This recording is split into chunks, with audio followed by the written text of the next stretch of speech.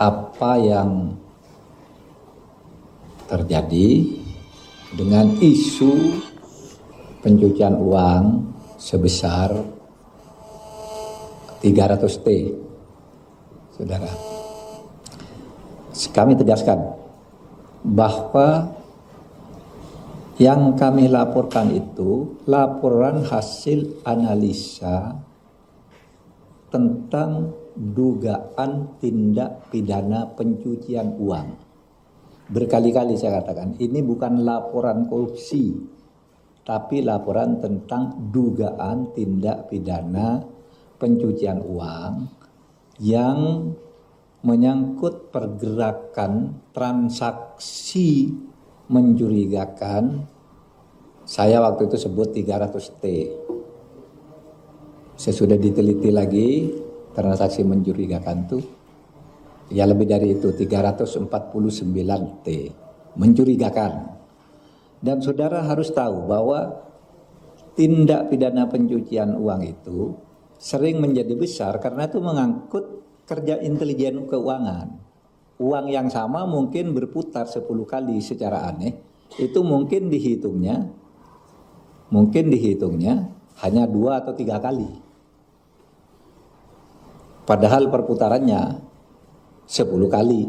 Misalnya saya kirim uang ya, mencurigakan ke Ivan ngirim ke sekretarisnya ngirim ke sana, kirim ke saya lagi, uang yang sama. Itu tetap dihitung sebagai perputaran uang aneh. Nah itulah yang disebut tindak pidana pencucian uang. Jadi jangan berasumsi bahwa wah Kementerian Keuangan korupsi 349 T. Enggak, ini transaksi mencurigakan dan itu banyak juga melibatkan dunia luar, orang yang punya sentuhan-sentuhan dengan mungkin orang Kementerian Keuangan. Tetapi yang banyak itu kan mereka. Dan ini kalau pencucian uang itu artinya kan begini. Meliputi 1, kepemilikan saham pada perusahaan atas nama keluarganya. Kepemilikan aset berupa barang bergerak maupun tidak bergerak atas nama pihak lain. Membentuk perusahaan cangkang. Mengelola hasil kejahatan sebagai upaya agar keuntungan operasional perusahaan itu menjadi sah. Kemudian menggunakan rekening atas nama orang lain untuk menyimpan hasil kejahatan.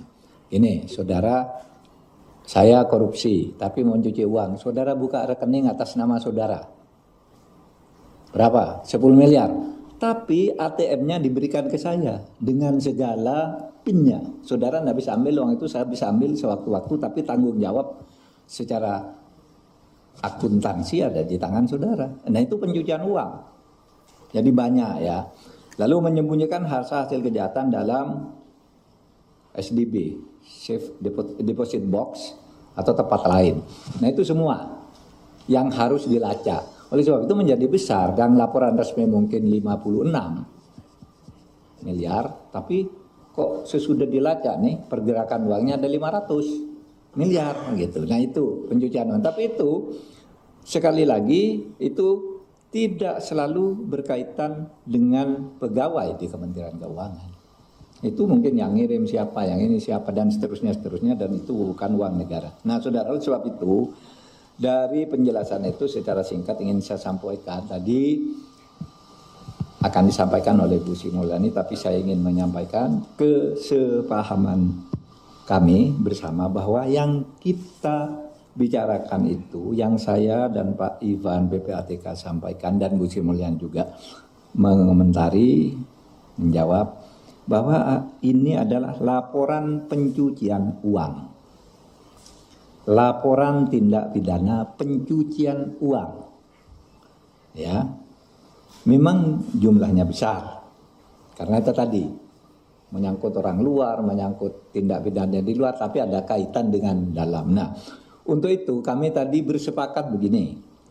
1, Kementerian Keuangan akan melanjutkan untuk menyelesaikan semua LHA. LHA itu laporan hasil analisis yang diduga sebagai tindak pidana pencucian uang dari PPATK, baik yang menyangkut pegawai di lingkungan Kementerian Keuangan maupun pihak lain.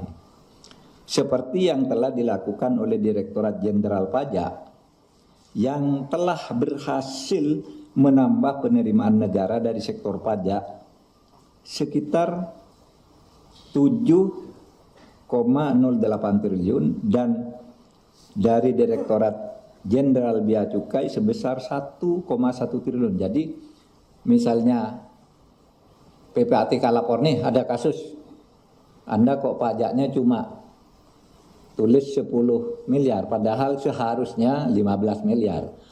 Menteri Keuangan selama ini langsung pakai yang PPATK. Oh ini 15 miliar, dihitung lagi bayar kalau benar. Kalau enggak benar ya tidak bayar. Nah, dari hasil tindak lanjut yang dilakukan oleh Menteri Keuangan, Kementerian Keuangan, dua Direktorat Jenderal ini sudah mencapai 8,2 triliun tadi. Pajak 7,08 triliun, kepabeanan 1,1 triliun. Nah, kesepakatan berikutnya. Apabila nanti dari laporan pencucian uang itu ditemukan alat bukti terjadinya tindak pidana, maka LH tersebut akan ditindaklanjuti dengan proses hukum oleh Kementerian Keuangan sebagai penyidik tindak pidana asal. Ya. Jadi nanti Kementerian Keuangan akan menindaklanjuti, korupsinya sudah oke, sudah selesai. Tapi sudah ada yang masuk penjara, uangnya sudah dirampas, sudah itu. Tapi ini tindak pidana pencucian uangnya ini akan ditindaklanjuti, yang mana ditemukan alat bukti nanti akan disidik oleh Kementerian Keuangan sebagai penyidik, PPNS penyidik di bidang pajak dan kepabeanan. Atau mungkin saja nanti diserahkan ke aparat penegak hukum lainnya, penyidik lainnya, yaitu polisi atau jaksa atau KPK.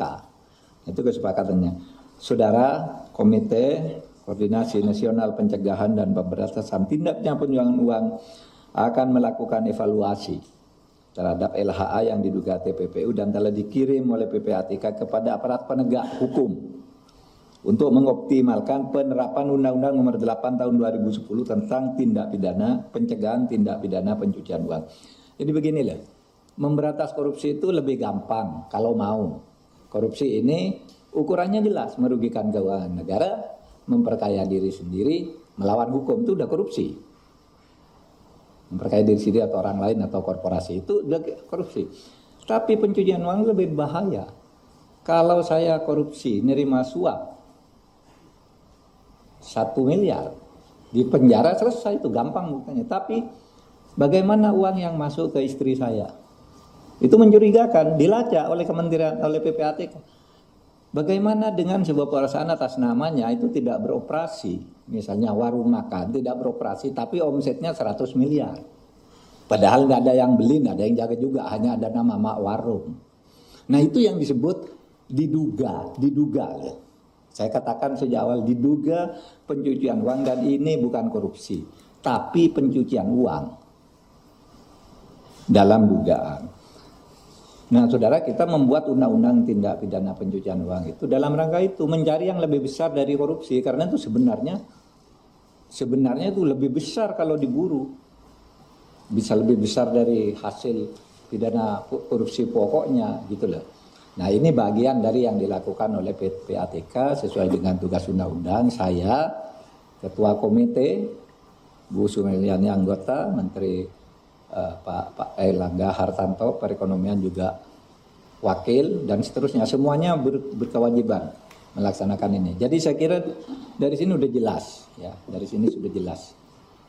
Demikian dari saya persilakan Bu Sri Mulyani untuk menjelaskan lebih lanjut. Silakan Bu. Terima kasih Pak Menko Polhukam, Pak Mahfud.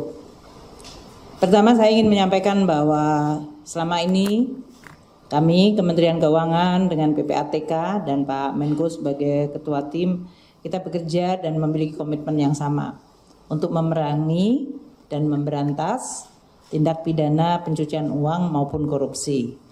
Dan dengan adanya kerjasama yang baik inilah kemudian kita akan terus menggunakan